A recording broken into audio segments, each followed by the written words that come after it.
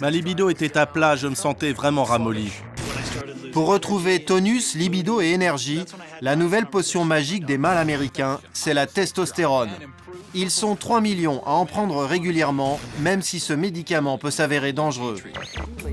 Des médecins n'hésitent pas à vanter eux-mêmes le produit à la télévision, comme le docteur Komignarek.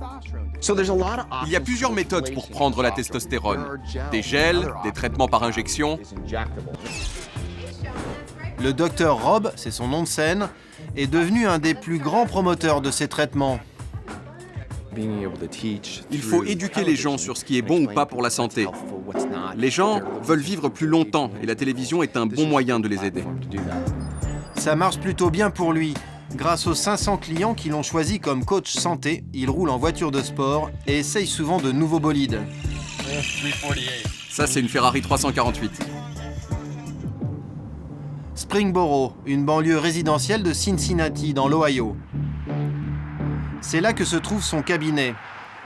Il l'a appelé l'Institut du mâle dominant, tout un programme.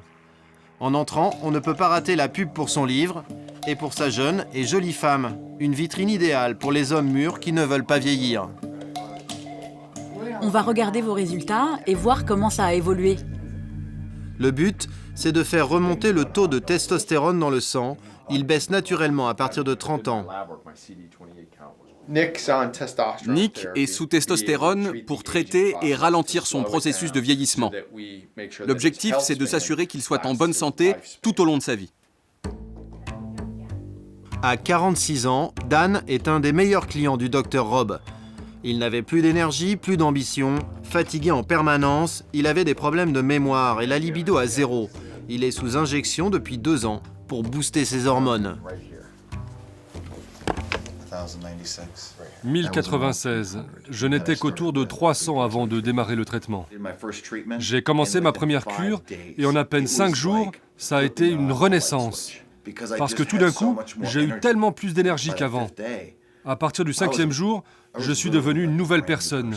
J'ai retrouvé mes 20 ans. J'adore écouter vos histoires. Cela me fait penser que je fais bien mon boulot. Tarif du traitement de 3 à 500 € par mois. Le Dr Rob est très fier des progrès de Dan et nous emmène chez son client pour nous vanter ses thérapies hormonales. Dan dispose d'une salle de musculation personnelle où il peut désormais lever de la fonte beaucoup plus aisément qu'avant. Avant, je ne pouvais pas soulever ces poids de 40 kilos. Maintenant, je le fais juste pour m'échauffer.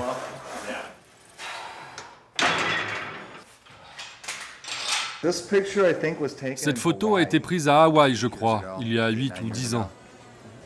J'étais de toute évidence plus jeune. J'étais vraiment mince comme tout.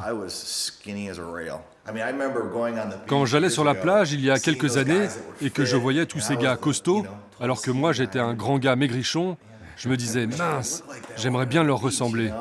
Et je me sentais nul. Et maintenant, je marche sur la plage et c'est moi qu'on regarde. Je sais que c'est en grande partie grâce à la testostérone. Et le Dr Rob ose même nous vendre le nouveau pouvoir de séduction de son poulain. Vous voulez augmenter votre testostérone? Voici l'autre option pour faire ça.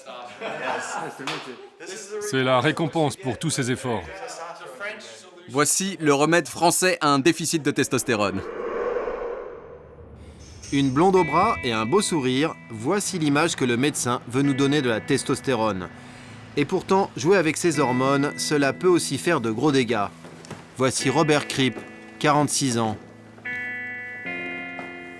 Lui aussi a voulu booster son métabolisme, mais il a eu moins de chance que Dan. Je n'ai plus aucune sensation et je ne peux plus faire aucun mouvement à partir d'ici et jusqu'aux pieds. Il y a 4 ans, Robert s'est retrouvé paralysé à la suite d'un accident vasculaire au niveau de sa colonne vertébrale. Le plus difficile, c'est que nous adorions marcher ensemble, faire des randonnées et plein d'activités. Aujourd'hui, tout est différent. Suzy, est-ce que tu peux attraper l'androgel? Je ne veux surtout pas y toucher. Robert venait de démarrer un traitement sous forme de gel que l'on se passe sur les épaules ou les avant-bras. Cela me rend nerveuse aussi, rien que d'y toucher. Il est rangé tout au fond. On va le remettre là-dedans, que personne ne puisse y toucher. Ça a démarré 3 jours après que j'ai commencé à utiliser l'androgel. Mon pied m'a d'abord lâché, puis je me suis regardé dans la glace et là j'ai vu que mon estomac était gonflé.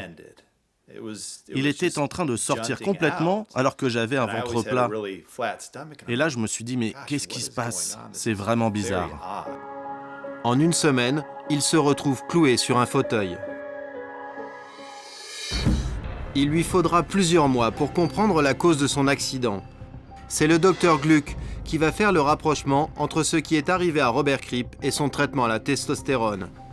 Dans plusieurs études, il a démontré le lien entre accidents cardiovasculaires et traitements hormonaux pour certains groupes à risque.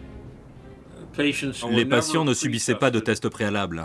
Ils n'ont eu connaissance des risques associés aux médicaments que lorsqu'ils ont eu un caillot sanguin ou une embolie. Ils n'ont donc découvert le risque que lorsqu'ils sont morts, ce qui est un peu trop tard. 9 hommes sur 10 à qui on a donné de la testostérone n'auraient pas dû recevoir ce traitement. Tout simplement parce qu'ils ne présentaient pas le diagnostic d'un besoin en testostérone. Seuls les hommes qui ne produisent pas ou quasiment plus d'hormones auraient dû être traités.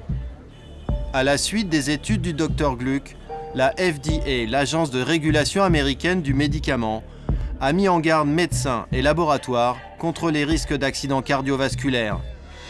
Depuis 2 ans, des centaines de patients ou leurs familles ont porté plainte. Un des avocats en pointe sur ce dossier, celui qui défend Robert Kripp, c'est Robert Johnson. Nous représentons à peu près 250 hommes qui ont eu des accidents graves à cause de ce produit. Voici quelques-uns des dossiers. La plupart nous ont contactés ces 18 derniers mois pour déclarer des pathologies très similaires, des caillots sanguins, des attaques cardiaques, des embolies pulmonaires. On représente aussi beaucoup de gens qui sont malheureusement décédés. Selon lui, les laboratoires qui produisent la testostérone auraient carrément inventé une nouvelle maladie qu'ils ont appelée low T, pour faible testostérone. Les fabricants de testostérone ont lancé une campagne de marketing très coûteuse et très agressive pour convaincre les hommes que le déclin lié à l'âge est une maladie. Confrontés à ce déclin normal, où les cheveux blanchissent, beaucoup d'hommes pensent désormais que quelque chose ne tourne pas rond chez eux. Et cela a été fait exprès. L'objectif, c'est que ces hommes aillent voir leur docteur pour leur dire « Je suis en low T ». Le plus grand regret de Robert Kripp, qui ne peut plus se tenir debout que sur cette machine, c'est que son médecin, comme beaucoup d'autres, n'a pas mis en garde ses patients. Un grand procès de groupe devrait se tenir fin 2016 à Chicago.